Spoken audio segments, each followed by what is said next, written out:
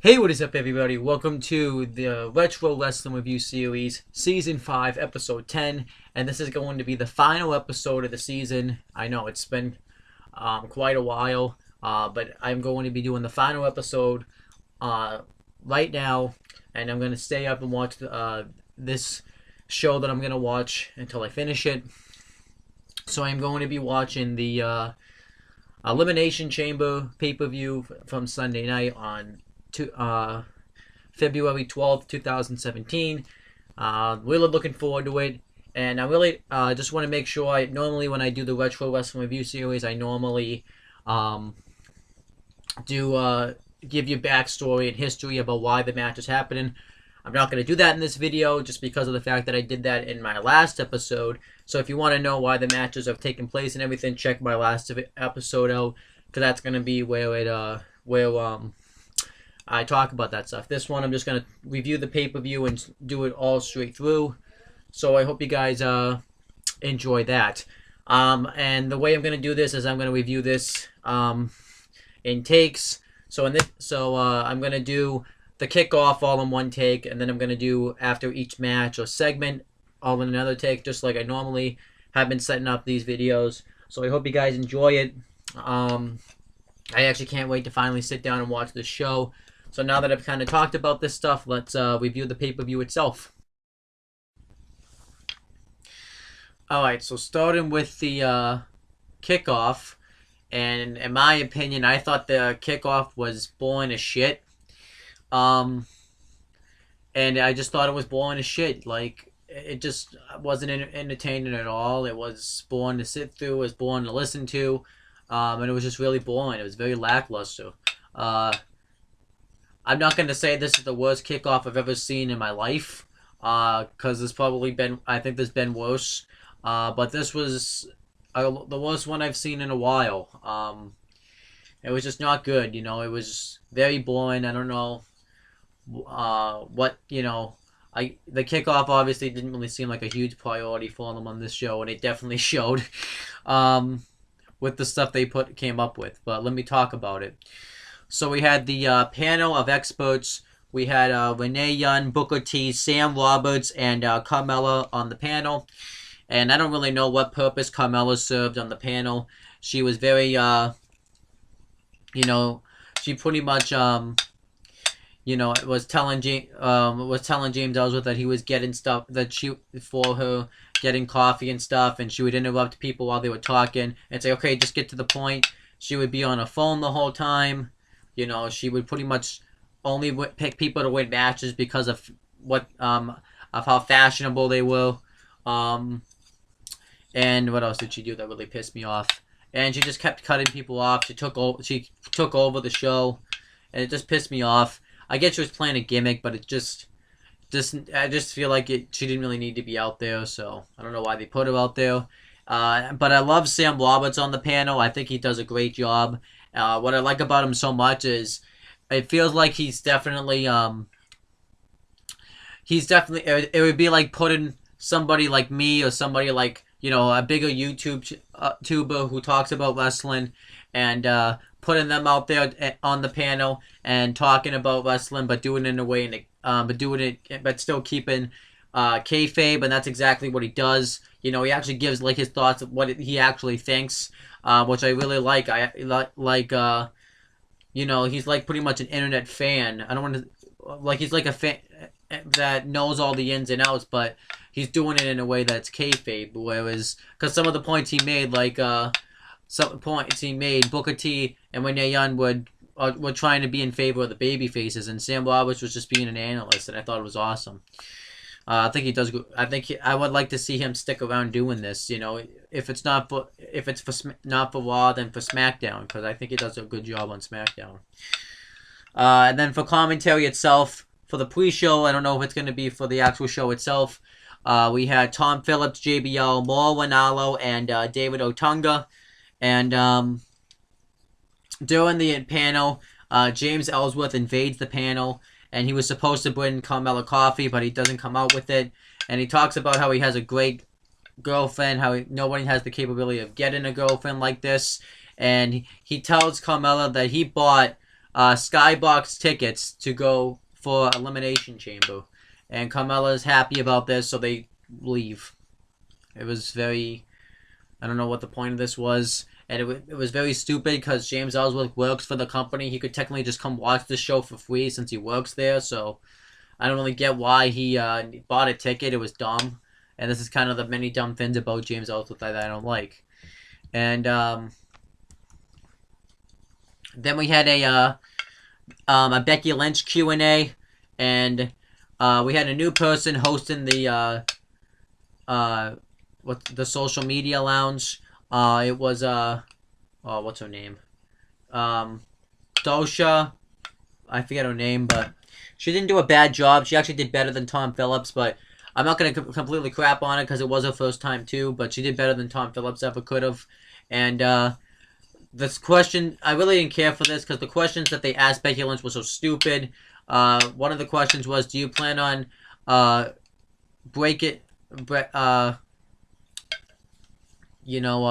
Mickey James' arms tonight, and do you plan on dislocating both?" And then she just answers yes, and that question was answered just like that. And then she gets asked if she could be a tag team partner with anybody, who was she team with, and she said that she teamed with Shawn Michaels because he's her favorite wrestler of all time. And she says that that they could be the disarm break kid. And they said that they would team up to face Ric Flair and Charlotte Flair since they've cost them chances at the title. It didn't make any fucking sense, but whatever. And then she gets asked if she watched any of Mickey James' past matches, and she said that she did. And then she said she's going to defeat Mickey James and prove by her and Mickey are on the pinnacle of the greatest of all time. So this Q&A segment I thought blew ass. It just... It sucked. And I feel like what Dosa did bad is she didn't really ask any follow-up questions. I think that's the thing that Tom Phillips, I think, did better at being in the Q&A social media lounge. He asks follow-up questions, and I feel like she didn't do that. She just kind of, came in there, did what she did. I think actually, in a sense, what Tom Phillips does good with these segments is he does good at asking follow-up questions, and she didn't really ask any follow-up questions to keep the thing going. It was just kind of like, let's answer all these questions and let's get out of here. So I didn't personally care for that. And then we get the best part of the kickoff, which is pretty sad, but this was awesome. So JBL was making his entrance so he could do commentary, and he ends up tripping. He was doing his little dance, and he just takes a huge bump and trips. And I thought it was awesome. And JBL, this is like the second time he's done this year, and this is the second time he's done it in a couple of weeks because he did it a few weeks ago at SmackDown Live, and it was just awesome. This makes me kind of want this to be kind of like JBL's gimmick, where every time he'll go to interview somebody, every time he gets into the ring, he falls. Turn this into something. That'd be awesome. I know, and in fact, at WrestleMania, have him trip getting into the ring. That'd be sick. So I thought this was awesome. And then we had the actual match on the kickoff. It was Kurt Hawkins versus Mojo Rawley, and I guess the reason they're having a match, because I didn't say it in the last video because I didn't know the reason, but I guess the reason they're having a match is because Gronkowski was holding the WWE World Heavyweight Championship belt. Well, I should say the WWE Championship belt that was made by WWE for the New England Patriots. Since they won the Super Bowl, they usually make a custom belt for any sports team that wins a big game, whether it's basketball, football, whatever. So when he saw Gronkowski, he's like, why does he get to hold the belt? He wasn't at the Super Bowl. And then he takes a whip at Mojo Rawley, saying that he had a failed NFL career, so this is kind of why they're feuding. Doesn't really make a whole lot of sense. Kurt Hawkins' entrance I thought was pretty funny, where he says when he says face the facts, and he said that Mojo Rawley's gonna fail at the kickoff, just like he would always fail at the kickoff of the NFL games. I thought that was good. But this match was really boring. It sucked. I thought it was boring. I don't think it's any fault of Kurt Hawkins. I think a lot of it lies on Mojo Rawley. He just really isn't that good of a wrestler. And I just personally think he just isn't all that great of a wrestler. I thought this match was boring and it sucked. What also helped is this match was just thrown on the last minute, even though yes, this was a kickoff match, but I really didn't care about the storyline and I just wasn't digging it, and I just hated that it was thrown on the last minute. But Mojo Rawley dominates the first half of the matchup, but then Hawkins tosses him out of the ring, and he tosses him really weakly into the ring apron, and then he dominates the matchup for a little while, and then Mojo Rawley starts to make a comeback, but then Kurt Hawkins, behind the referee's back, gets a thumb to the eye and a sit-down Uranagi, but Mojo Rawley's able to kick out. He kicks him in the head, but then Mojo Rawley hits a forearm in the corner and a power slam for the win, so it was a nothing match. And then that was really it for the kickoff. So like I said, I thought the kickoff sucked ass. It was boring. There was really nothing good about it. The only thing I really liked was JBL tripping, getting to the win. That was fucking awesome. But other than that, the kickoff was really boring. And I hope that this doesn't mean the pay-per-view is going to be boring, because the kickoff definitely now does not have me having good vibes going into the pay-per-view. Okay, so the show starts off with a video package hyping up the Elimination Chamber match and kind of what it means since they have to main event WrestleMania. I like the video package, but it's not as good as the ones that I've seen before. So that's really all I have to say about it. Okay, so we had the same people on commentary on the real pay-per-view itself as the kickoff. And we had the first actual match on the show. It was Becky Lynch versus Mickie James. And I actually thought this was a good match, a good opening matchup. This wasn't a great match, but it was good. At first they both start chain wrestling each other. And they actually chain wrestle each other outside the ring. They're locking up with each other. And they both slam each other into the barricade and then into the LED light board that's on the ring apron. But then eventually they realize they have to beat the referee's count, so they were just kind of filling each other out right there. And then Becky Lynch gets the upper hand. She throws Mickie James out of the ring, and then she hits a fire strike forearm off the apron, I believe is what it was called. And then eventually Mickie James hits it when Becky Lynch puts it back in the ring, hits a jumping arm DDT on Becky Lynch, and then Mickie James pretty much targets the left arm of Becky Lynch. And I thought that was good. And she just targets the left arm, dominates her. Becky Lynch tries to make a comeback, but then Mickie James kicks her in the shoulder. And then she hits a hurricanrana out of the corner, covers her. Becky Lynch kicks out. And then Becky Lynch starts to make a comeback again. She hits a Bexploder and covers her. Mickie James kicks out. And then Mickie James... hits she hit something. She hit a suplex, and then Becky Lynch kicked out again, and then she went for the DDT, but Becky Lynch counters into a back body drop, hits a missile drop kick, and Mickie James is still able to kick out. Then eventually Mickie James hits the Mick kick, but Becky Lynch was too close to the ropes for the referee to make the count. She had a foot under the rope, so she tries to pull her in the middle of the ring. And Becky Lynch kicks out. Then she goes for the jumping DDT. Then she goes but Becky Lynch goes to counter into the disarmer. Mickie James fights out of it. Rolls up Becky Lynch, but Becky Lynch reverses it into a roll up herself and covers her and gets the win. And Becky Lynch actually went over. I thought the match was good. I feel like the one person won this match because you really needed to. I get what you're trying to do. You're trying to put over a new star like Becky Lynch. And I'm fine with that, but I feel like Mickie James really needed to establish herself. She really hasn't had a strong showing back in in the women's division. I think a victory here definitely would have helped it, and it would have actually been better if Mickie James had won here, and then Becky Lynch could have won maybe at WrestleMania or something.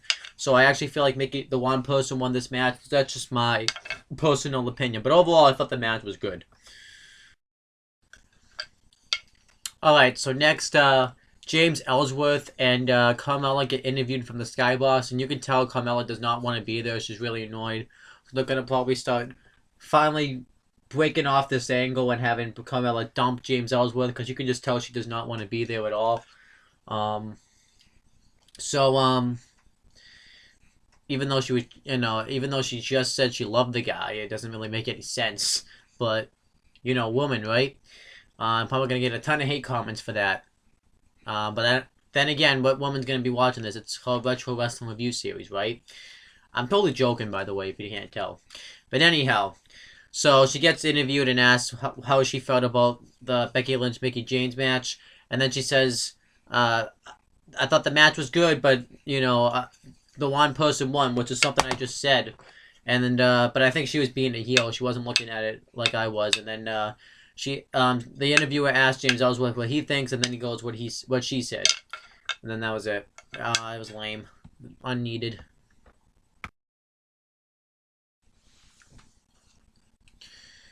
Alright, so then we had the next match. It was the 2-on-1 handicap match.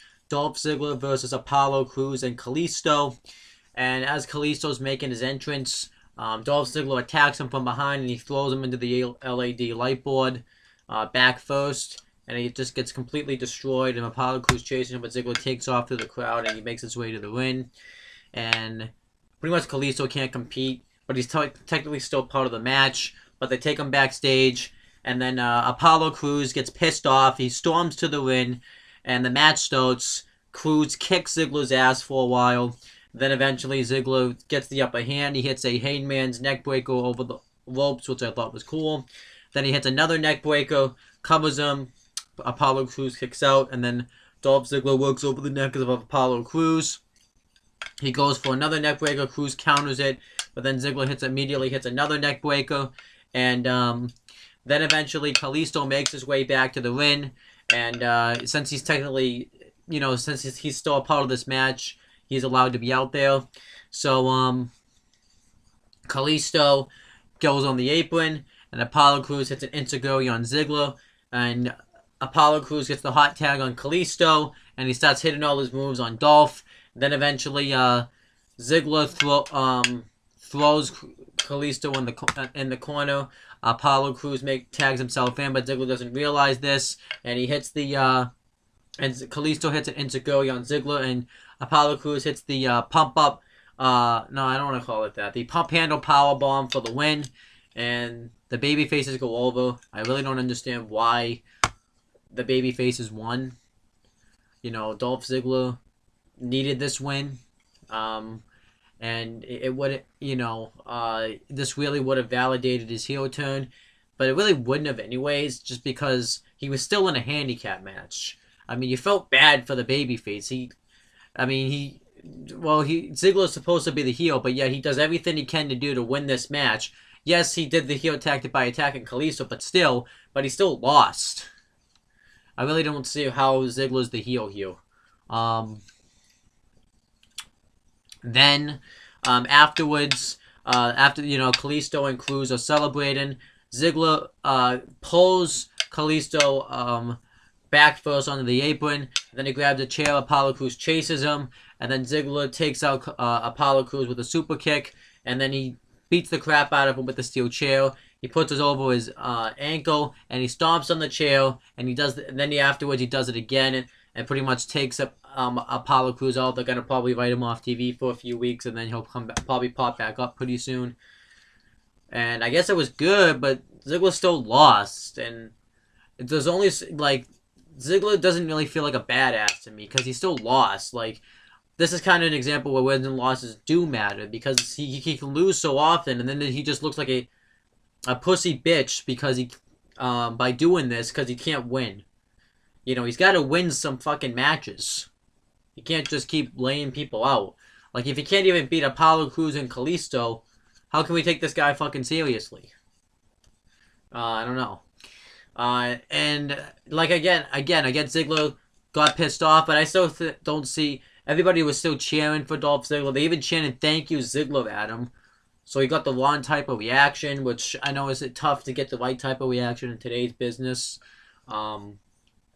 And it's just like, why are they doing this? It's just like Ziggler came off as the babyface, in my opinion. But overall, I really didn't care for this. I thought the match was alright, but I just didn't really care for the finish, and I didn't care for the aftermath.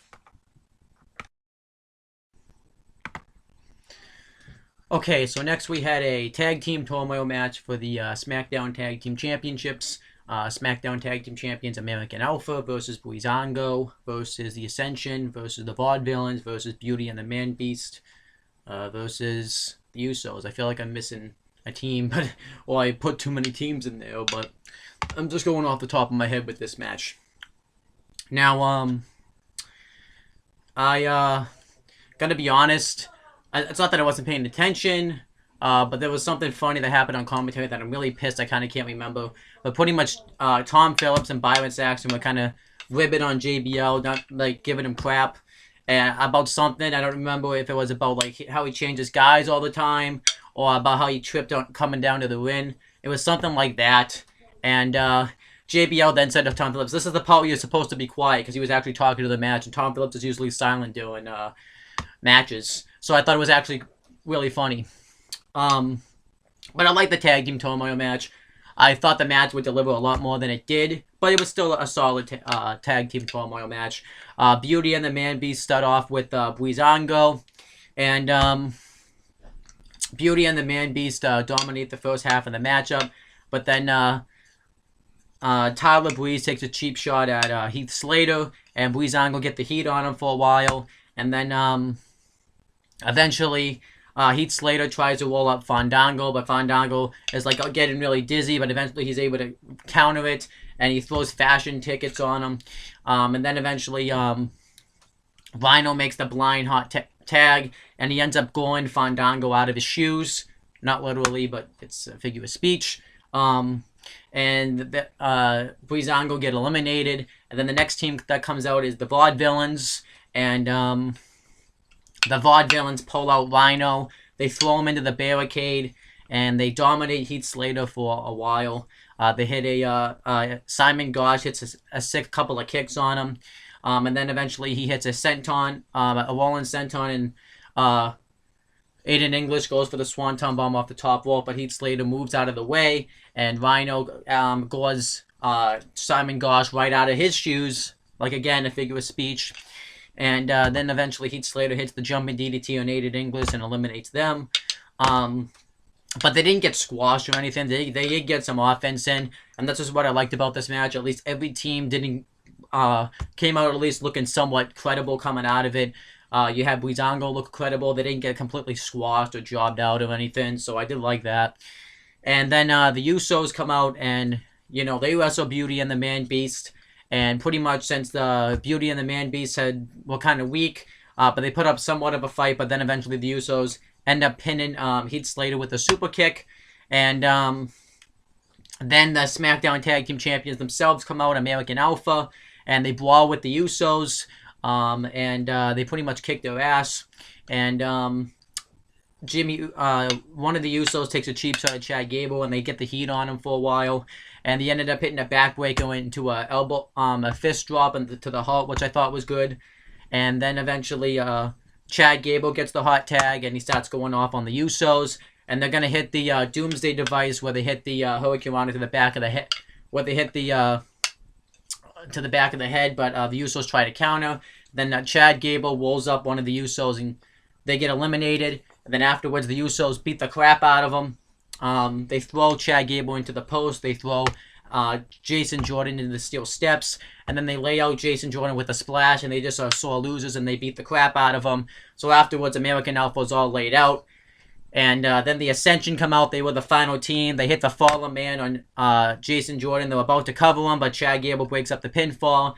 They dominate him for a couple of minutes. And then Chad Gable gets the hot tag. And American Alpha hits Grand Amplitude on, I believe it was Victor for the win. And afterwards, American Alpha retain the SmackDown Tag Team titles, and they celebrate. I thought the match was okay. It was just kind of there, not gonna lie, but it was a solid match. I just kind of questioned where American Alpha go from here. I really wish they had the Revival be called up and, won this match, because that would have been really cool, because American Alpha's now beating all the tag teams on the roster. The only place I can really see them going is feuding with the Usos going into WrestleMania, because that's kind of a feud that's been going on for a while, but it's really hasn't been going on for a while either. They've been kind of dropping the ball with it. So I don't know where the American Alpha go from here, because now they just pretty much beat every team on SmackDown. So it's like, where do you go after you beat every team, But overall, this was a solid match, and like I said, every team I thought came out looking pretty well. So overall, solid match.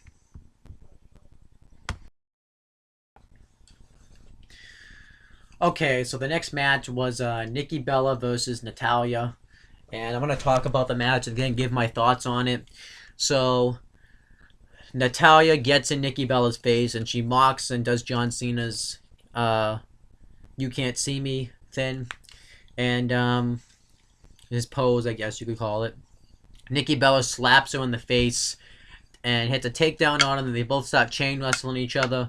Then Natalya takes her down with a takedown, and then hits a couple of right hands on her, a knee to the ribs, another takedown. Then Nikki Bella starts dominating the matchup. She hits a flying forearm off the top, off the apron, and then Natalya gets scared, so she shoves her into the back first, into the ring apron. So then Natalya starts working over the back of Nikki Bella, and really works it over. Then eventually Nikki Bella tries to make a comeback. Actually, there was one spot when Natalya just crossed Nikki Bella's legs into a submission move that I thought looked pretty cool. And Nikki Bella got her into the fearless lock, but Natalya was able to get to the ropes. She was able to reverse it, and then they both continued fighting. Nikki Bella hits her comeback. She hits a forearm on Natalya, but Natalya kicks out of it. She goes for the Rack Attack 2.0. Natalya counters into a backbreaker. And then she hits a superplex from the top rope. And then she gets her in the sharpshooter. Nikki Bella gets to the ropes. No, Nikki Bella actually went to get to the ropes. Natalya pulls her away, and Nikki Bella reverses it into the fearless lock. Then Natalya gets to the ropes. And then they both start fighting on the outside. They beat the crap out of each other. And eventually they ignore the referee's 10 count. So it ended up being a double count out. And afterwards, Natalya attacks her from behind and goes to leave. But then Nikki Bella spears her on the ramp. And, Natalya runs off. So, I was going to come on here and say I was fine with the match. But I really wasn't. I personally didn't really care for this match. And here's why. So, Nikki Bella and Natalya have had all this built-up animosity towards each other. Like, this feud went really personal. And they want to kick the crap out of each other. So they just have a wrestling match. Like, this match shouldn't have been a wrestling match. This should have been a fight. I don't care, I understand it wasn't a no DQ match, which it should have been a no DQ match, but this match should have been a fight where these women wanted to kill each other, and it wasn't that, and it just wasn't that. I don't get what they were going for here. Like, this match, I don't think lived up to my expectations. I wanted this match to be a fight. I'm not saying I wanted to see blood or anything, but I wanted this to be a fight. This match should have been just that, a fight. This match should have been, these women wanted to absolutely beat the crap out of each other. And, it wasn't. It was just a regular wrestling match. And, like I said, the match would have been fine any other time, but the storyline called for, I thought, these women to beat the piss out of each other. With Natalya, maybe she literally would have beaten the piss out of her, because Natalya's pissed herself in the win before, am I right? But anyhow, yeah, this match should have been a fight. And, and the weird thing is Nikki Bella just kind of came off and pretty much no-sold the injury that she had gotten a couple of SmackDown, the previous, when she got a face slammed against the glass, and she's just walking out all fine. No damage, not a broken jaw, nothing. And we were like, oh, this is supposed to be this big injury, and she comes out like nothing happened. And just so mad at Natalya. But yet Nikki Bella comes out, and she's smiling and waving to fans. She wants to get her hands on Natalya, but she comes out smiling. She doesn't come out pissed off. None of that. So this match didn't execute what it should have happened. This match, like I said, I just didn't really think delivered for me. This match, I wanted this match. This match didn't give me what I wanted. I wanted this match to be a fight, and it wasn't a fight. It was just a regular wrestling match, which I like. I don't mind wrestling matches, but this match should have been a fight. This match should have been these women wanting to absolutely beat the crap out of each other. And the finish that they even did, like, it just kind of felt like this match was a waste of time. Like, they both get counted out, nothing was solved, so they're just going to continue this feud. You know, this should have been a fight, and this should have been the blow-off. They had built enough where it could have been the blow-off match. So I just thought this match didn't really work for me. Let's put it that way.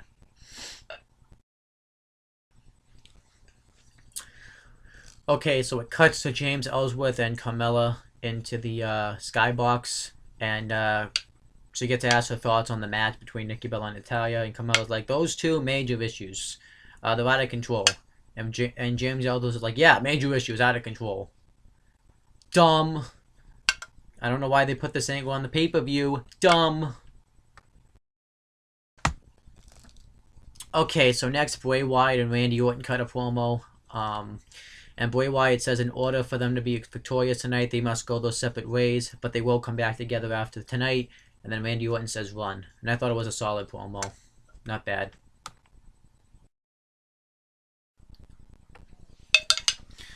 Okay, so we have the next match. It's Luke Harper versus Randy Orton. And I thought this match was fantastic. I really enjoyed it. This match was the perfect match to be on a pay-per-view. I thought this felt like a pay-per-view quality match, and it had the perfect storyline, so I just really enjoyed this match. So, at first, when Luke Harper comes out, he really got no reaction. Like, nobody popped for him, nothing. Which I was really concerned about, because he just turned babyface, and I expected him to get this huge reaction, and he got nothing, so that does concern me a little bit. But the first half of the match, Luke Harper dominates Randy Orton. He hits a palm strike right to his face, and then eventually he tries to he bounces Orton's head off the announcer's table, but eventually Orton gets the upper hand and he hits a back suplex right onto the announcer's table, right on to Harper, and he lands like right on the announcers. And after there was more went out, it was pretty quiet during this match. I don't know why too. It was really weird. And actually, earlier in the match, too, Luke Harper hit a drop kick, and David Otunga acted like he'd never seen him hit that move before, which he's hit that move like thousands of times, so I didn't really get that. But then Randy Orton dominates the matchup. He really works over Luke Harper, and he beats the crap out of him. He hits a suplex onto him, and he hits a suplex into the ropes. And then eventually Luke Harper starts to make a comeback, and eventually he tries to go for a torpe suicida, but Randy Orton counters with a right hand to the face. But then eventually Luke Harper hangs up Randy Orton on the ropes, and then he hangs him up again on the ropes. Then he hits a torpe suicida on the outside. He hits a back suplex onto Orton onto the by the German announce table, and then Randy Orton hits a scoop slam on the floor, and I thought that was a tremendous sequence right there. And then they get back in the ring, and Luke Harper's going to try to superplex Randy Orton over the top rope, like on the outside, but Randy Orton counters it, and he hits a superplex into the ring himself. And then he hits a draping DDT, and then he goes for the RKO, but Harper counters it into two super kicks to the face, and Harper covers him, Orton kicks out, and then Harper goes for the powerbomb the first time, Orton counters it, goes for an RKO, Harper counters it, and then he goes for and then he hits the powerbomb on Orton, and Orton kicks out of that, and then Harper goes for the discus clothesline, but Orton blocks it and hits an RKO for the win, and then that was it. I thought this match was fantastic, and Orton, you know, I really wanted Harper to win, but Orton makes sense to win because he's going to be headlining WrestleMania, so you need to build him up for that. I definitely feel like the WWE is going to miss out on a huge opportunity with a babyface Luke Harper. I think it's not going to go very well, and it's just a shame because he's a really good performer, and I just think, you know, it's going to be a real disappointment that they're gonna drop the ball with them because I just know instantly that they're going to.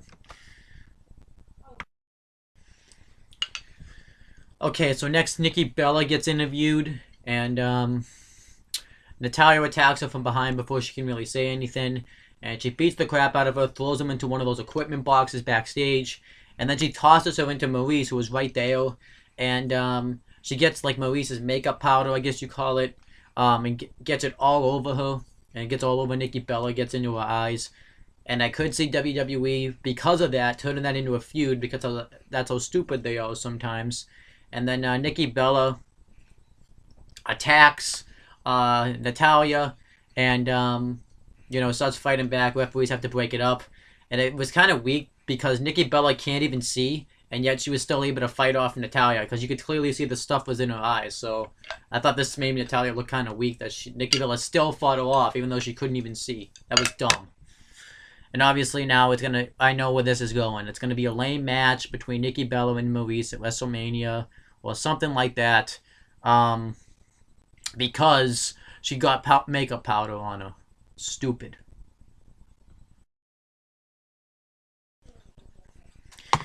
Alright, so next we had a SmackDown Women's Championship match. SmackDown Women's Champion Alexa Bliss versus Naomi.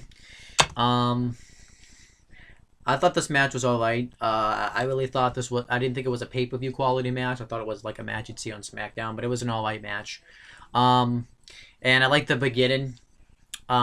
Alexa Bliss just kind of flips her hair in Naomi's face, not taking her seriously, and then Naomi, kicks her and pushes her, and then Alexa Bliss wrestles her for a little bit, and then Alexa Bliss spits her gum in her face. I thought that was really cool. Then Naomi hits a bunch of kicks on Alexa Bliss, and then she misses a drop kick, and Alexa Bliss dominates the matchup for a while. Kind of zoned out through the middle of this match, not gonna lie, but I know she dominated. Then Naomi makes a little bit of a comeback, goes for the split-legged moonsault, moves out of the way. Alexa Bliss hits the double stomp. Naomi kicks out. Then Naomi hits the rear view. Alexa Bliss kicks out, and then they chase each other around for a little bit. Alexa Bliss tries to win by cheating, holding the ropes. But Naomi kicks out. Then Alexa Bliss hits the DDT. Naomi kicks out, then she goes for the sparkle splash. She went for it twice. Naomi reversed it twice. Then Naomi hit a split-legged moonsault and she like barely hit this move. I didn't really think it looked that good the way she hit it. She hit her knees first into the ribs and covers her and gets the victory. And Naomi becomes the new SmackDown Women's Champion, which I didn't see coming. In one sense, I'm happy for her. I have been wanting Naomi to win this title. Well, to win a woman's title for years in the company. I thought she deserved it. On the other hand, I'm not happy about it. Because Alexa Bliss deserved to go into WrestleMania as the SmackDown Women's Champion. I thought, there was enough. I thought she did enough to go in there as the champion. She was the great heel. And I thought the timing was off for Naomi to win this title. Now, Naomi, I think, could have won the title in the future. I would have preferred if she actually had won it at WrestleMania in her hometown, where she would have gotten more of a standing ovation. Because when it happened here, it was just kind of like, cool. I'm happy for her. She definitely deserves this title. She's been shadowed with a lot of stuff. And she's been deserving. She's the best athlete on the roster when it comes to women. But I don't know if this was the right time to put the title on her. I feel like they should have waited till they were in her hometown of Orlando in WrestleMania when she was in her hometown. And this storyline really didn't call for her to hold this title yet. I mean, she was barely a factor in it. Like in the SmackDown, the dual contract signing, she was barely there. And I get that was the whole storyline, but they didn't really build her up all that much. They just kind of threw in this title match, and then randomly she just won the SmackDown Women's title. It really didn't make a lot of sense. I thought I'm not gonna completely bitch about it because I am happy that Naomi's finally the SmackDown Women's Champion, but I'm not gonna be happy about it either because I didn't think the timing was right. I feel like you should have waited. I feel like that was something that could have been a huge WrestleMania moment for Naomi. So I'm not gonna fully complain about it. I'm very iffy about this.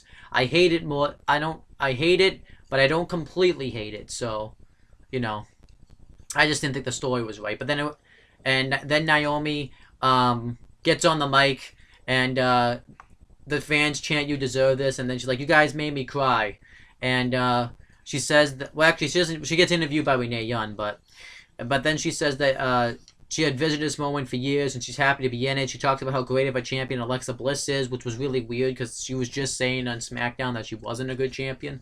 And then she talks about how she's at WrestleMania, people are gonna feel the glow. So I thought it was an alright promo, but like I said, just at the wrong timing for her to win this belt. Alright, so then it cuts to Carmella and James Ellsworth in the skybox, and Dallas tries to interview her again, but Carmella's like, I'm getting sick and tired of you interrupting me. I'm trying to watch the show. So then James Ellsworth tells her to scram. So then, but she's like, but I want to get your thoughts on a new champion. And then she goes, James, and then he gets up and says, you know what? I'm sick and tired of this. We're trying to enjoy our show, so get out of here. And that was it. It was lame.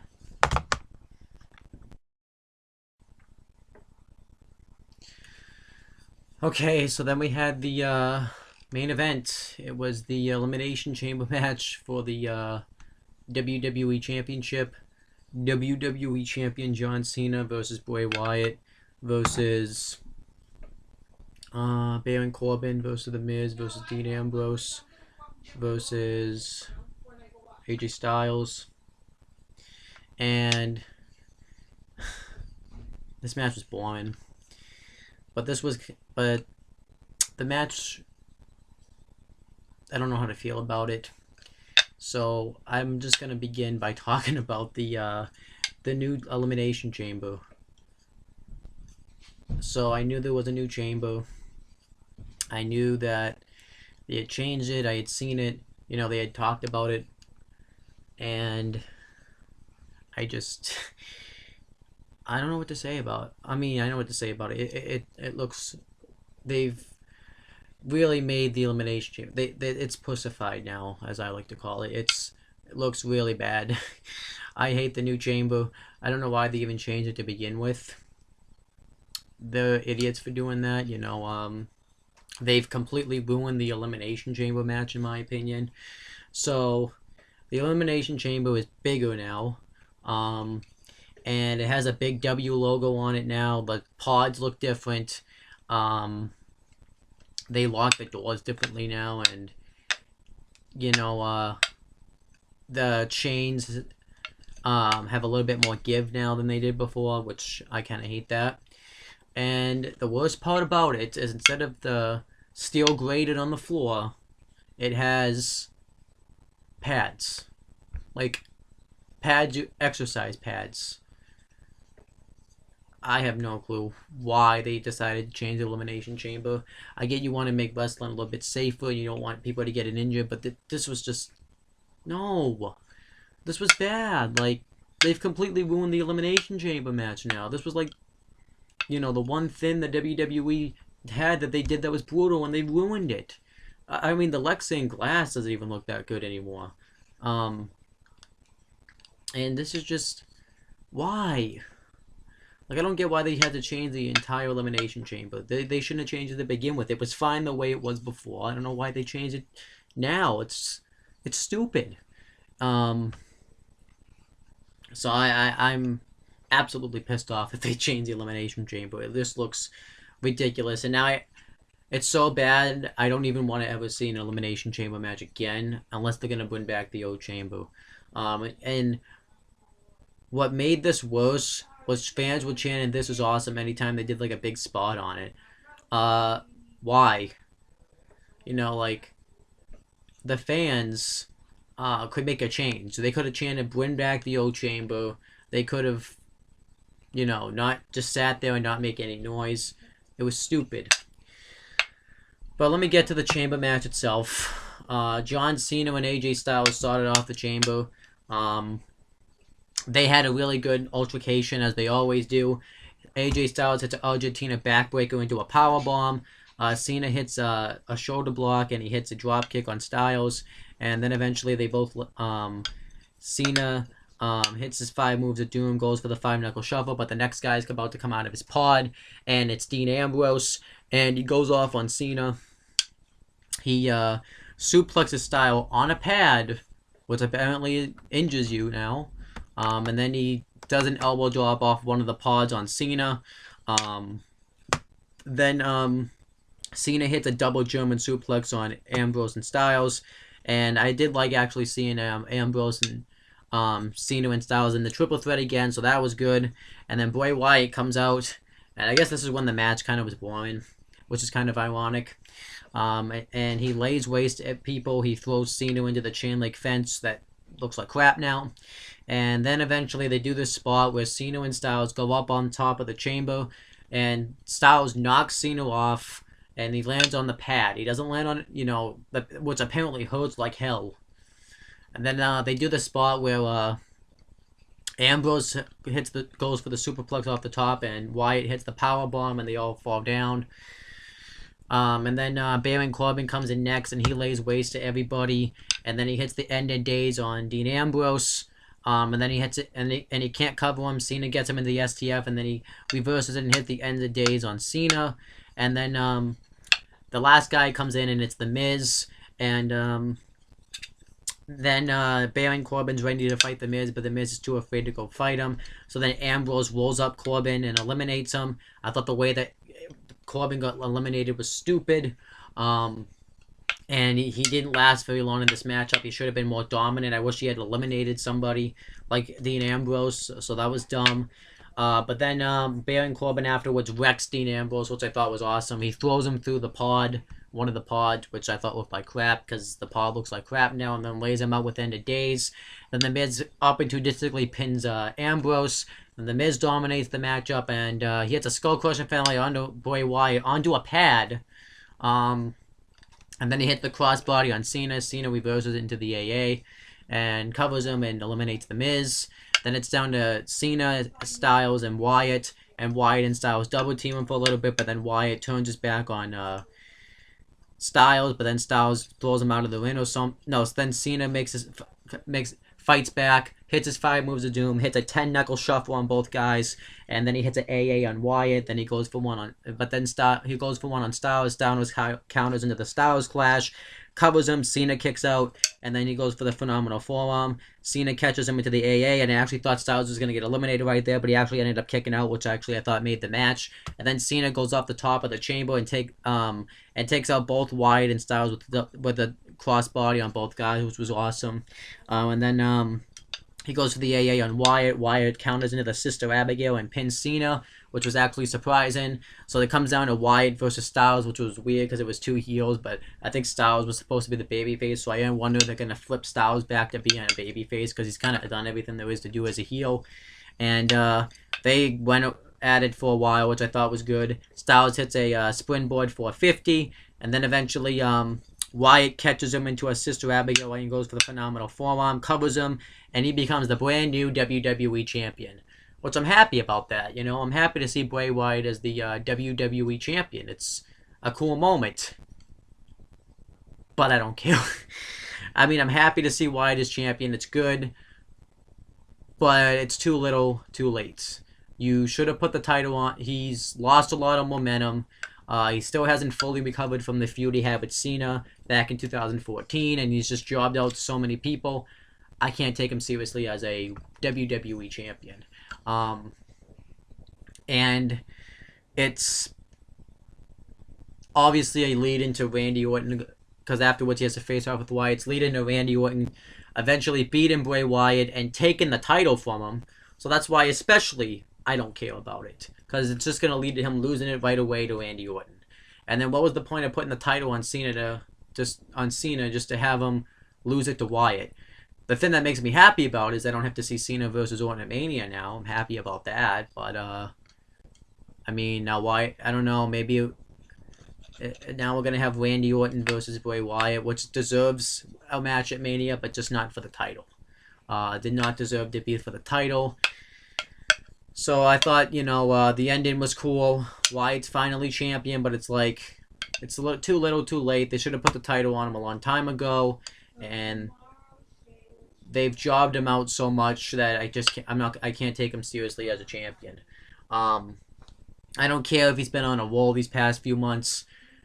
Just because he's been on a roll in these past few months, he has lost all his feuds, and it's nice that he's champ, but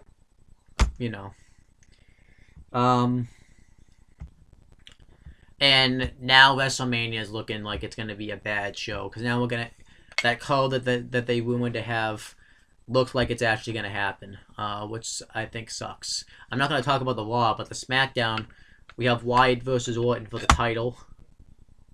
I mean, like I said, it belongs on Mania, just not for the title.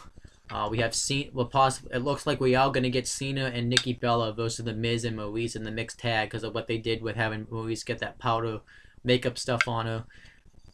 And I have no clue what they're going to do with the SmackDown Women's title. So we're looking like to have a bad WrestleMania. But now I'm going to watch Talking Smack, which I don't know. I'm not even all that interested in. It was just this match sucked.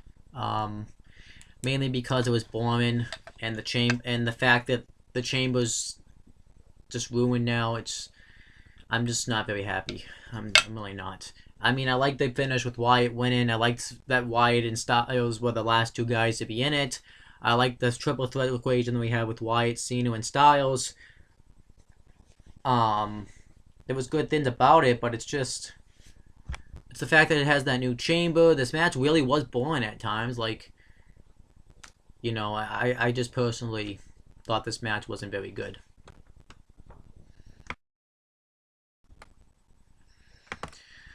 Alright, so then we had Talking Smack. We had the panel of Renee Young and Daniel Bryan. And the first thing that happens is actually, something I thought was kind of funny was Daniel Bryan. Obviously, we know he says whatever he wants when he's on Talking Smack. Something that he said that was funny was Renee Young was talking about how it is going to be Wyatt versus Orton at Mania. And then Bryan says, I don't know. We don't know if that could happen because we could, there's still 7 weeks before WrestleMania. We could change our minds 30 seconds before the show. That's just how we operate. And it definitely felt like he took a rib on the WWE creative team right there. I thought that was hilarious. But then the first people that get interviewed are Mickie James and Becky Lynch. And Mickie James is upset that she lost. She said that she didn't underestimate Becky Lynch, but she got lucky. It was a fluke. And she says that she feels like people of Becky Lynch's generation is a selfish generation because they don't realize what they think that they're the ones that have changed women's wrestling when really her generation did that before Becky Lynch's, which makes sense. And she said that she never doubted Becky Lynch's credentials, but she feels like that Becky doubted her credentials. So I thought what she said was good. And then Alexa Bliss says that the reason that she lost is she said that it was a fluke and that Naomi's not going to walk in as the SmackDown Women's Champion at WrestleMania. And she said that the reason that she lost is because she was feeling a little dehydrated. She didn't get enough sleep. She got up late, so she just said everything wasn't going her way. So she wasn't fully at her best, which I thought was good, a good heel excuse. And then so she wants Daniel Bryan to grant the rematch, and Daniel Bryan makes fun of her by saying, "We'll grant the rematch when you're fully prepared at 100%. And then that was it. I thought it was actually a good segment. And then American Alpha get interviewed, and American Alpha talk about how, what the tag team turmoil match, and Daniel Bryan says they're going to call them the tag team turmoil kins since they've won 2 tag team turmoil matches. And they talk about how their dream match at WrestleMania is for them to main event for the SmackDown tag team titles on the line, and they want to make tag team wrestling worth watching again. So that was kind of all about all they talked about. They talk about a little bit about what, the Usos and the Ascension, which I liked. And then the final person that got interviewed was Naomi, and she talks about finally winning the SmackDown Women's title, about how she's felt like she come so far since WrestleMania 29 when her match got cut. And then she talks about how how she wants to fight all challengers, and she's willing to give Alexa Bliss a rematch, and she says that she'll even do whatever it takes to make sure Alexa Bliss is 100%, and just says that it's going to take the best woman in the WWE to beat her for that title. And then that was it. Although I thought SmackDown Talking Smack was really good. I really enjoyed it. I always enjoy watching it. This actually, I wouldn't say really good, but I thought it was good, actually. I always like watching Talking Smack, so I thought it was good.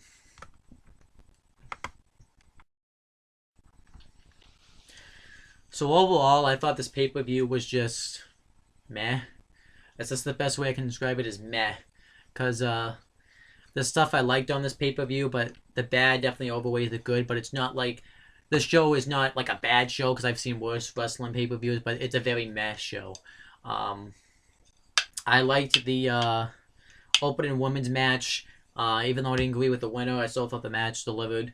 Um, I didn't like I thought the handicap match was all right, but I didn't like the booking decision of it, so that kind of ruined the match. But it really wasn't all that great of a match, anyways. It's a match you probably see on SmackDown. The kickoff, I should even say, was boring as hell.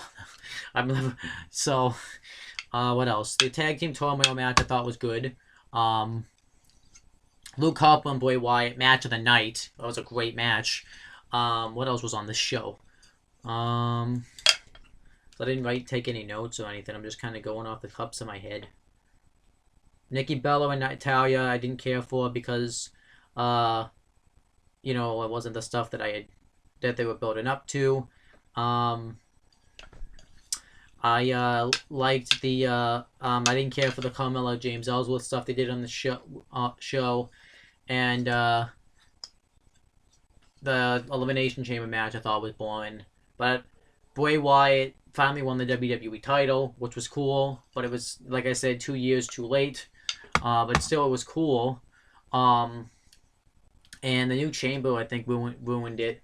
And Naomi finally won the SmackDown Women's title, but it was really random that it happened. So, yeah.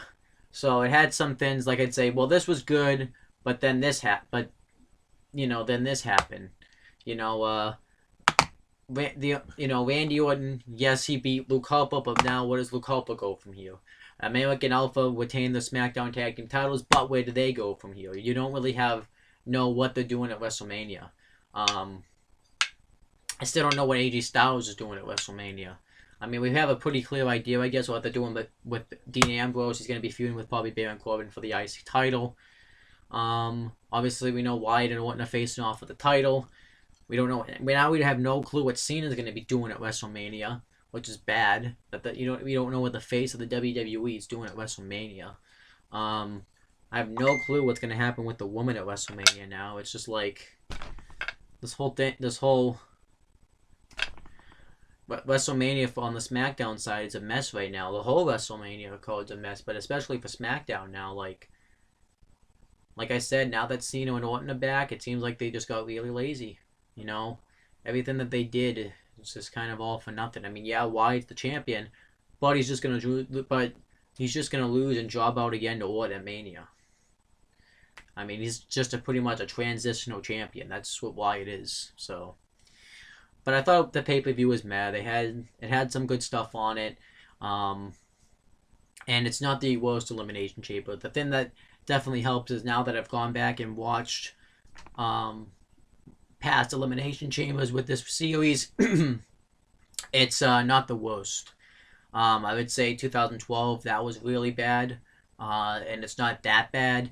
I'd say this would be more of a category maybe of like I would even say it was even better than 2010. I would say maybe this would be in the category of 2011, maybe a little bit under that. That's kind of like where this pay-per-view falls. It's a little bit under 2011. 2011 I thought was a bit better than this, but it falls under the category of a 2011 Elimination Chamber pay-per-view. That's kind of where it falls under. Yeah, that's just what I think. If I had to rate the show, so I'm going to rate it a 4.5 out of 10.